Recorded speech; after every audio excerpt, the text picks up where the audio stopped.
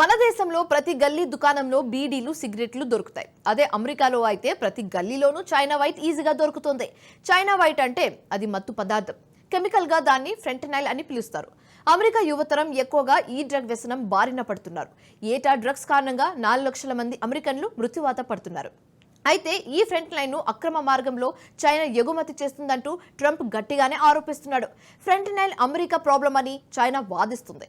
అసలు ఫెంటనైల్ అంటే ఏంటి? ఫెంటనైల్ ను అమెరికా ఎందుకు అడ్డుకోవడం లేదు? చైనాపై పన్నులు వేస్తే డ్రగ్స్ ను అడ్డుకోవచ్చా? ట్రంప్ లాజిక్ ఏంటి? What's the story? అగ్రదేశం అమెరికాను డ్రగ్స్ కలవరం పరుస్తున్నాయి. గత దశాబ్దంలో ఏకంగా 4 లక్షల మంది ఈ డ్రగ్స్ బారిన పడి ప్రాణాలు కోల్పోయారు. ఈ డెడ్లియెస్ట్ డ్రగ్స్ లో అత్యంత శక్తివంతమైన మిశ్రమం ఫెంటనైల్ ఉంటుంది. ఇప్పుడు అమెరికాను ఈ ఫెంటనైల్ నిండా ముంచేస్తుంది. అయితే అమెరికాలోని ఈ డ్రగ్స్ సంక్షోభంపై ఎవరిని ఎవరు నిలదీస్తున్నారు? ఎవరిని ఎవరు నిందిస్తున్నారు? అమెరికాలోకి ఫెంటనైల్ ను చైనానే గుమ్మరిస్తుందంటూ కొత్తగా ఎన్నికైన అమెరికా అధ్యక్షుడు డొనాల్డ్ ట్రంప్ ఆరోపిస్తున్నాడు. అందుకే కొత్త పన్నులతో చైనాను దెబ్బకొట్టాలని ట్రంప్ భావిస్తున్నాడు. దిగుమతి సుంకాన్ని 10% నుంచి ప్రారంభించాలని యోచిస్తున్నాడు. మెక్సికో నుంచి వచ్చే డ్రగ్స్ కారణంగా ఏటా 3 లక్షల మంది అమెరికన్లను కోల్పోతున్నామని ట్రంప్ ఆరోపించాడు. తమ దేశంలోకి ఈ విషయాన్ని పారించడాన్ని ఆపడం లేదని ట్రంప్ మండిపడ్డారు. చైనా నుంచి డ్రగ్స్ తీసుకోవడం ఆపితే మెక్సికో వాటికి అడ్డుకట్ట వేయగలదని ట్రంప్ సూచించాడు. అందుకే చైనాపై దిగుమతి సుంకాలను విధించేందుకు సిద్ధమవుతున్నట్లుగా ట్రంప్ వెల్లడించారు. Lose 300,000 people a year to drugs entering from Mexico. And if they don't stop this poison from flooding into our country, and they can stop it by not accepting it from China, and I'm doing the same thing with China, we're going to tariff the hell out of them. అమెరికాలోకి అక్రమంగా drugs ను రవాణా చేయకుండా Beijing అడ్డుకోవడం లేదని Trump చెప్తున్నారు. ప్రత్యేకించి ప్రమాదకరమైన ఫెంటనైల్ వంటి డ్రగ్స్ ను డ్రాగన్ అడ్డుకట్ట వేయాల్సిందేనని ట్రంప్ వార్నింగ్ ఇస్తున్నాడు. బీజింగ్ డ్రగ్స్ కు అడ్డుకట్ట వేయకపోతే పన్నులతో కొరడ జులిపిస్తామంటూ ట్రంప్ హెచ్చరిస్తున్నాడు. అయితే ట్రంప్ ఆరోపణలను చైనా ఖండించింది. దిగుమతి పన్నులను పెంచితే అది ద్వైపాక్షిక సంబంధాలపై ప్రభావం చూపుతోందని చైనా తేల్చి చెప్తోంది. అమెరికా చైనా దేశాల మధ్య మంచి సంబంధాలు కొనసాగించాల్సిన అవసరం ఉందని ఆస్ట్రేలియాలోని చైనా రాయబారి జియావో క్యాన్ చెప్పారు.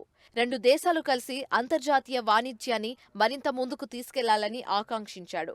ఇరు దేశాల జాతీయ ప్రయోజనాల దృష్ట్యా ఇరు దేశాల సంబంధాలు అవసరమని కియాన్ స్పష్టం చేశారు. అత్యంత శక్తివంతమైన డ్రగ్ ఫెంటనైల్. దీన్నే అమెరికాలో జాంబీ డ్రగ్ గా కూడా పిలుస్తారు. ఈ మత్తు పదార్థాన్ని ఆసుపత్రిలో శస్త్రచికిత్సల సమయంలో నొప్పి తెలియకుండా ఉండేందుకు తయారు చేశారు.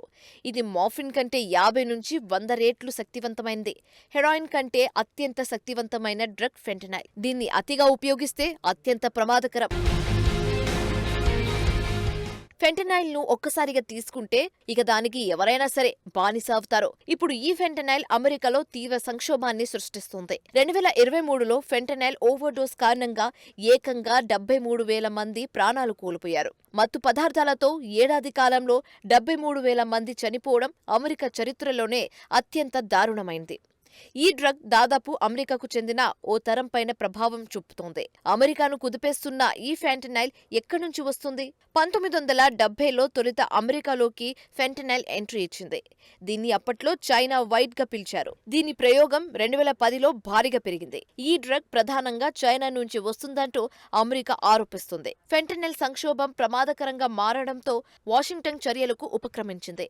దీంతో డ్రగ్స్ ముఠాలు తమ వ్యూహాన్ని మార్చుకున్నాయి. ఇప్పుడు ఆ డ్రగ్స్ ముఠాలు ఫెంటనైల్ తయారీకి అవసరమైన రసాయనాలను చైనా నుంచి దిగుమతి చేసుకోవడం ప్రారంభించాయి. చైనా రసాయనాలు విమానాల్లోనే రవాణా అవుతున్నాయి. అది కూడా ఎలక్ట్రానిక్ గ్యాడ్జెట్స్, సరుకులతో పాటు మెక్సికోకు చేరుకుంటున్నాయి. కస్టమ్స్ శాఖ నుంచే ఈ రసాయనాల బ్యాగులు యథేచ్ఛగా వస్తున్నాయి. ఎవరు వాటిని పట్టించుకోవడం లేదు. ఆ తర్వాత రసాయనాలను మెక్సికన్ డ్రగ్స్ ల్యాబ్ కు తరలిపోతున్నాయి. మెక్సికోలో ఆ రసాయనాలే ఆ తర్వాత ఫెంటనైల్ గా మారుతున్నాయి. ఆ మత్తు పదార్థం సరిహద్దుల గుండా అమెరికాకు చేరుతుంది. ఇది అత్యంత క్లిష్టమైన సప్లై చైన్. చైనా నుంచి మెక్సికోకు, మెక్సికో నుంచి అమెరికాకు మత్తు పదార్థాలు తరలి వస్తున్నాయి. ఇవన్నీ తనిఖీలను తప్పించుకుని మరీ వస్తున్నాయి. సో అమెరికాకు డ్రగ్ బీజింగ్ నుంచి పోటెత్తుతున్నాయి. అయితే డ్రగ్స్ కు అమెరికా ఎందుకు అడ్డుకట్ట వేయడం లేదు? అయితే ఈ డ్రగ్స్ ను అడ్డుకోవడానికి అమెరికన్లు యత్నించారు. చైనాతో పలుమార్లు చర్చలు కూడా జరిపారు. 2019లో అన్ని రకాల ఫెంటనైల్ జాబితాను చైనా కంట్రోల్ చేయడం ప్రారంభించింది. అంటే వినియోగం, విక్రయంపై చైనా కట్టుదిట్టమైన నిఘా ఏర్పాటు చేసింది. ట్రంప్ మొదటి టర్న్లోనే చైనా ఈ చర్యలు తీసుకుంది. అప్పట్లో ట్రంపే అధ్యక్షుడిగా ఉన్నాడు. అయితే 2022 వరకు డ్రగ్స్ పై చైనా మానిటరింగ్ చేసింది. అయితే 2022 ఆగస్టులో తైవాన్లో నాన్సీ పెలోసి పర్యటించారు. అప్పట్లో ఆమె అమెరికా కాంగ్రెస్ స్పీకర్గా ఉన్నారు. పెలోసి పర్యటనపై చైనా ఆగ్రహం వ్యక్తం చేసింది. అప్పటి నుంచి అమెరికాతో అన్ని కార్యకలాపాలను చైనా రద్దు చేసుకుంది. అందులో నార్కోటిక్స్ కూడా ఉంది. 2023లో అమెరికా అధ్యక్షుడు జో బైడెన్ ను చైనా అధ్యక్షుడు జిన్పింగ్ కలిశారు. ఆ తర్వాత అమెరికా, చైనా మధ్య మళ్లీ చర్యలు మొదలయ్యాయి. మత్తు పదార్థాల రవాణాపై రెండు దేశాలు కలిసి పనిచేసేందుకు యత్నించాయి. కానీ డ్రగ్స్ తమ సమస్య కాదని డ్రాగన్ కంట్రీ చెప్తోంది. ఫెంటనైల్ సంక్షోభం అనేది అమెరికా సమస్యగా చైనా భావిస్తోంది. అది అమెరికా సొంతంగా సృష్టించుకున్నదేనని బీజింగ్ వాదిస్తుంది. అయితే చైనా వాదనలను ట్రంప్ తోసిపుచ్చుతున్నారు. చైనాపై ఆంక్షలు, కొరడాలను జులిపించేందుకు ట్రంప్ సిద్ధమవుతున్నారు. హావర్డ్ లుట్కిన్ ఇటీవల చేసిన వ్యాఖ్యలను చూడండి. హావర్డ్ లుట్కిన్ ట్రంప్ కేబినెట్లో వాణిజ్య మంత్రిగా బాధ్యతలు స్వీకరించనున్నాడు. అక్టోబర్లో హావర్డ్ మాట్లాడుతూ అమెరికాపై ఫెంటనైల్తో చైనా దాడి చేస్తుందని ఆరోపించాడు. దీనికి పరిష్కారాన్ని కూడా హావర్డ్ అప్పట్లో సూచించాడు. అదేంటంటే చైనా దిగుమతులపై 200% పన్నులు విధించాలన్నాడు. దీన్ని బట్టి చూస్తే ట్రంప్ టీం చైనా విషయంలో ఎంత దూకుడుగా ఉన్నారో స్పష్టంగా తెలుస్తోంది. ఇక చైనాను అడ్డుకట్ట వేసేందుకు, ఇతర ఆంక్షలను కూడా విధించేందుకు ట్రంప్ యంత్రాంగం సిద్ధమవుతుంది. డ్రగ్స్ విక్రయించే వారి బ్యాంకులపైన చర్యలు తీసుకోవాలంటున్నారు. డ్రగ్స్ కంపెనీలపై భారీగా ఆంక్షలు విధించాలని, డ్రగ్స్ ముఠాలపై సైబర్ దాడులు చేయాలని అమెరికన్లు డిమాండ్ చేస్తున్నారు. సింపుల్ గా చెప్పాలంటే డ్రగ్స్ టెర్రర్ పై యుద్ధం చేయాలంటున్నారు. వాస్తవానికి దీనిపై అమెరికా వద్ద ఎలాంటి ప్రతిపాదనలు లేవు. కానీ ట్రంప్, అతడి యంత్రాంగం చేస్తున్న వ్యాఖ్యలతో అమెరికా, చైనా సంబంధాలపై మాత్రం ఒత్తిడి పెరిగింది. ఇప్పటికే చైనా తీవ్ర అసహనానికి గురవుతోంది.